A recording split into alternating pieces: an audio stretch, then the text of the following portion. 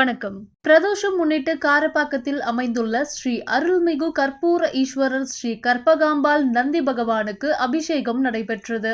பாரதிய ஜனதா மாநில ஆலயம் மற்றும் மேம்பாட்டு பிரிவு மாநில துணைத் தலைவரும் சென்னை மாநகராட்சி 198வது வார்டு மாமன்ற உறுப்பினர் ஆன்மீக செம்மல் காரப்பாக்கம் லியோ என் சுந்தரம் தலைமையில் சிறப்பு அபிஷேகம், மஞ்சள் பொடி அபிஷேகம், பால், தயிர், விபூதி, இளநீர், கரும்பு ஜூஸ், எலுமிச்சம்பழம், காந்தப்பொடி, பூ அபிஷேகம், பன்னீர் ஆகிய அபிஷேக பொருட்களை கொண்டு சிறப்பு அபிஷேகம் நடைபெற்றது.